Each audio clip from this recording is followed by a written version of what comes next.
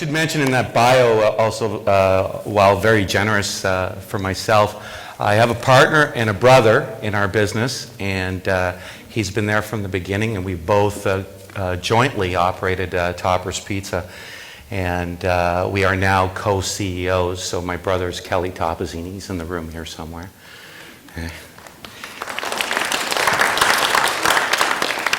So we're going to start off with our family history and our family story.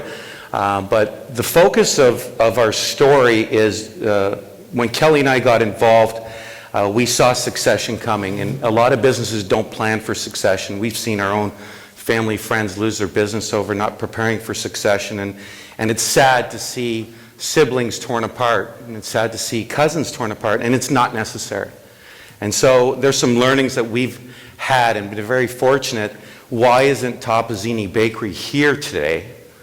And why aren't we running both businesses? So we're going to talk to that, and I put up a couple of slides that will show our core values and how they relate to what we've learned.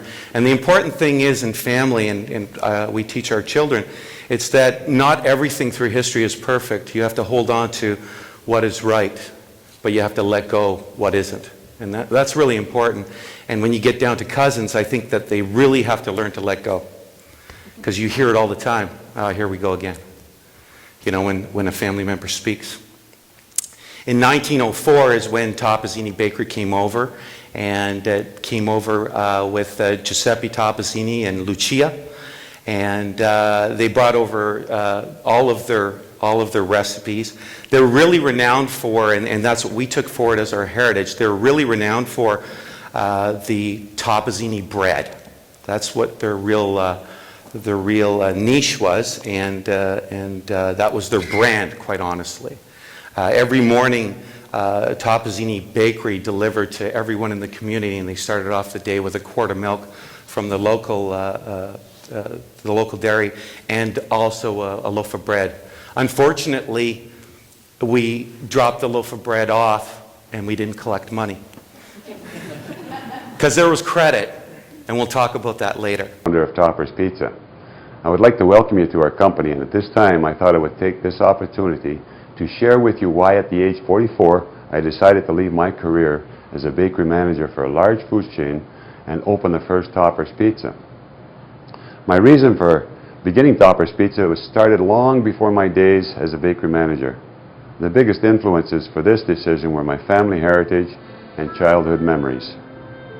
You see, as a child, I grew up in a family bakery called Toppazzini Bakery.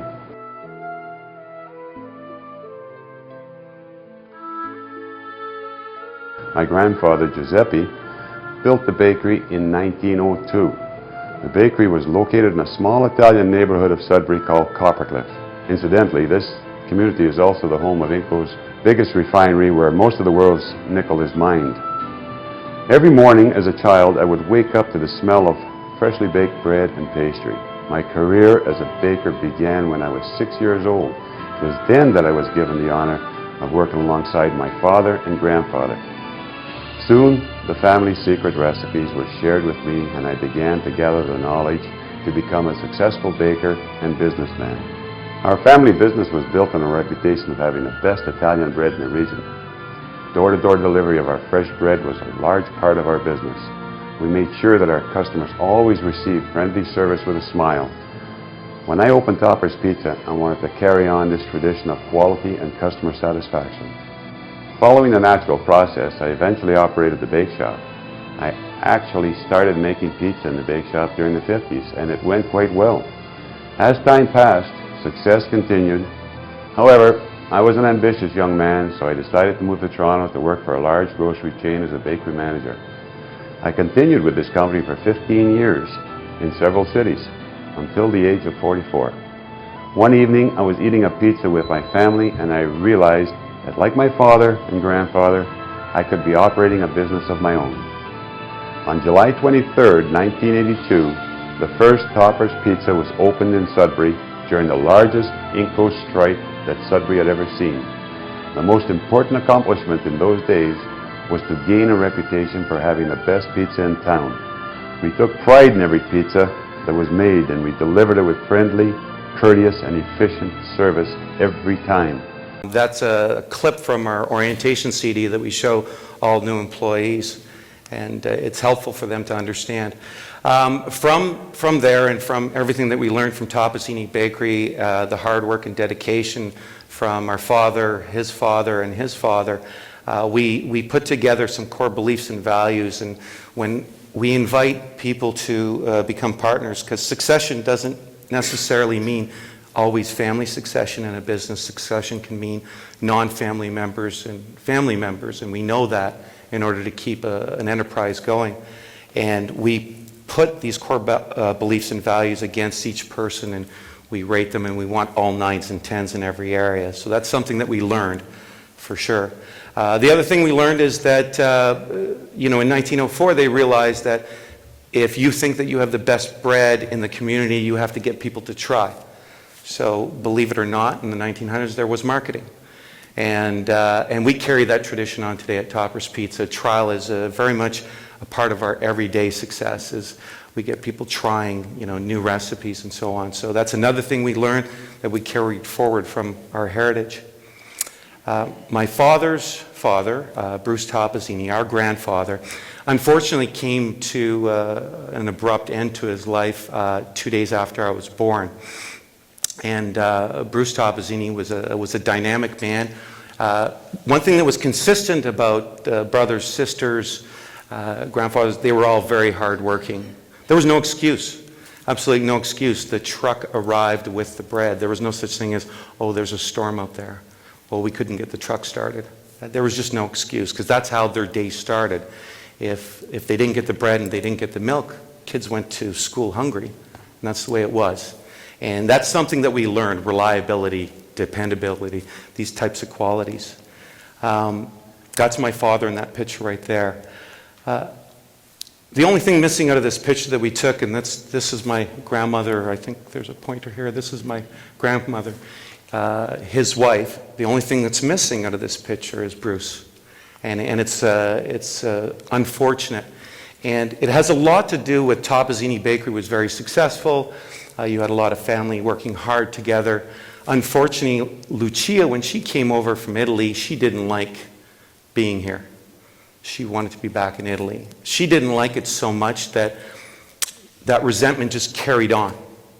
It carried on right to her death, in fact. It affected the business, it affected control of the business, it affected the siblings, and ultimately, at the time of death, all of her real estate in Italy was passed down to all of the relatives in Italy. All of her sons and daughters got nothing. And that's what happens with family sometimes. We can't overcome these emotions. So what do? Well, there's many things we do. We get outside help through cafe and so on. But unfortunately, when my grandfather passed away, he left behind, I talked a little bit about buying on credit. Well, Brucey, as they called him, was very generous. Bruce, I can't pay you. It's like, okay, next week. So this would go on. At the time of his death, there was a huge debt to pay. And the one thing I really learned from my grandmother is respect. She respected all the people that supported her. She went one-to-one to each supplier and said, I will pay you back, I promise. And they believed her, and she did. And when the business did close, it closed without debt. And I think that's really important, and that's a learning that we have. This is my father in the bakery, and in 1970 they sold. Debts were paid, someone came along and bought it, and Toppazzini Bakery was no longer. As my father said, he went on to work in the grocery chains. My father had a different aspiration on what he wanted for success in the family business than my grandmother. My grandmother's goal was pay down debt, close it down. My father wanted to take it to the next level. And then they were up against a lot of things in the 1970s. Inflation was crazy, people were getting paid a lot, and then the supermarkets were selling loaves 3 for $1, 2 for $1. So you can't pay someone, $10 an hour back then when the unions really got strong, or $12 an hour and pump out bread for 3 for $1. So once again, we learned respect, and that's part of our core values. And our father returned to Sudbury with this grocery chain. He did quite well. And I believe he introduced the first hot deli, because back then, bakeries only had pastries in their cash and carry outlets, so on their counters. And he decided that he was going to put together a program for hot pizza slices, and it was so popular that it was introduced to the entire chain at Food City, as far as I know, across Ontario. So innovation. I'd like to believe that our father created the first hot deli and grocery stores, so kudos to him. But we really focus on innovation, being first to market on a lot of things. It's very important at Toppers. So fast forward, our first location, it is our first location, but it was relocated, and we're a terrible family for keeping photos. So we got this photo here. Hard work and dedication. I don't know how many bags of Durabond went into that building, but I know that my brother and I and contractors, we built every location for the first 10 ourselves. I don't know if that was the smartest thing to do, but we did it. And we tried to learn that hard work and dedication with a balance of smart work might be better. And so, expanding out of cash flow can be a real challenge as well. We expanded in Sudbury with a new look, and we expanded because we wanted to be a chain. We did not have the brand of Toppazzini Bakery. It said Topper's Pizza. It originally said Mr. Topper's Pizza. So not everybody assimilated that. So we did some research. We did brand research, market research to find out where do we need to go, what are the good colors, and so on. We even, on the innovation side, in 1989, we introduced a one number. We spent over $100,000 back then for a small family. That was huge. You talk about one of the learnings that we had, trust. Our father trusted us to do this. He put it all on the line. There's not many fathers would give that up. Because he didn't have a retirement. His retirement was the business was going to continue, and his retirement was getting paid every week or every 2 weeks. This is our phone center that we built to service our customers, and we went and we serviced 7 stores out of this one phone number, and that was the start of expanding Toppers. And as you can see, it was quite some time ago. You see the rolls of paper right here. When's the last time you've seen a printer that big? So the reports were quite large. So that's once again a learning of innovation. In 1993, our father retired. He realized that expanding alongside with Kelly and I in franchising wasn't going to work. We got outside advice too. I think the lawyer that sat down with us first to develop our very first franchise agreement said, you need to do 2 things. You need to clean up this agreement, and you need to retire your father. Because I talked to him. You need to retire him. So he was comfortable in the way life was for him, but he wasn't comfortable moving forward. And he came to that realization, once again, trust, respect, things that we learned. He found a way to enjoy life stepping aside. Our new brand in 1994, we went from Mr. Topper's Pizza to Topper's Pizza. Once again, trust and confidence. We continue to invest in the brand. We continue to put our toes to the line financially, with human resources, etc., to expand. People have always been the foundation of our success, and we realize that they have to follow our promise. And this is our promise to our customers and to the community. And we have to support them. So we say, okay, succession is coming. Our kids are getting older, because we just continue to work. We collect the paycheck and everything's good. Then you look down and you go, your 3-year-old daughter's now 18 years old. And then she starts talking, well, I'm thinking, Dad. And so we have to say, well, what's going to happen? So quickly, we know that there's 3 circles in a family business. There's ownership, family, and business. And they all intertwine. And you have to find out where everybody's going to fit. In our business today, this is our organization chart, and Kelly and I have thought that a mix of professional succession as well as family succession is the right mix.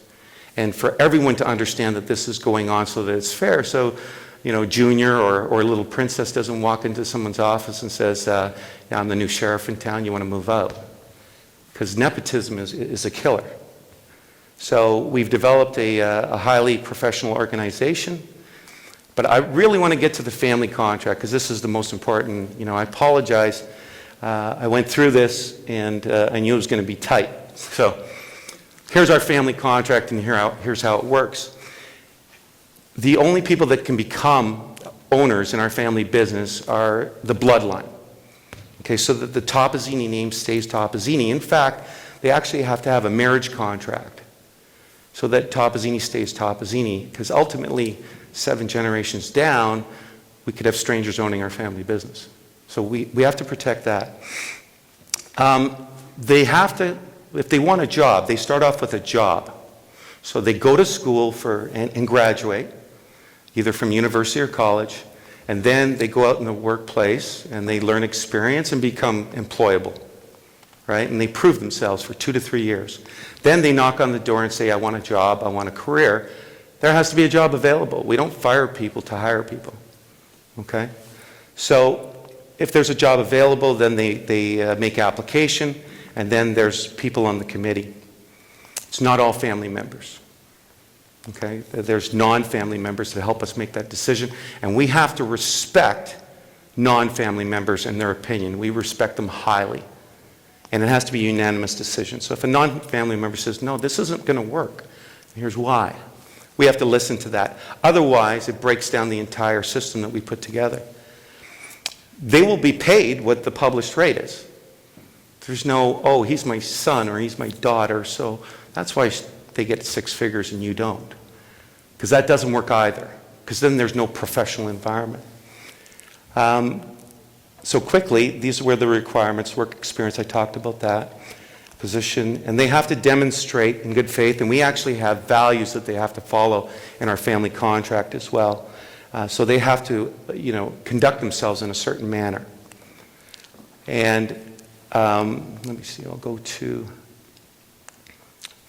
then we'll go to the most important. Now, they've been in the business for a while, and they're doing well. So now they say, well, I want to become an owner. So this becomes the next important piece. They have to have 5 to 7 years working for us successfully through the ranks. And then, of course, they can apply to ownership. And then when they apply to ownership, here's what's really important. When you get into 4th generation and you have cousins, they're going to be different in age. So the cousins who've been there 10 years before should have more value because they've been there building the business longer. How do we fix that? Well, what we do is every time that someone is accepted into ownership, we freeze the shares, we issue a new class of shares. So everybody who's already an owner gets their value of what their shares are worth, and that's kind of locked away. This is how much you have in the company. But the new shares that are being issued to everyone, including the new owner, value 0. So the new cousin, new family member that comes in has to work really hard and continue the success of the company. Otherwise, if they don't, their ownership's worth 0. They get to start off with what Ron started off with what Giuseppe started off with. And you get to really learn that. And that's one of the learnings as well. And that's a really important learning. And so I'm going to slide through this because the timer says I'm coming to the end.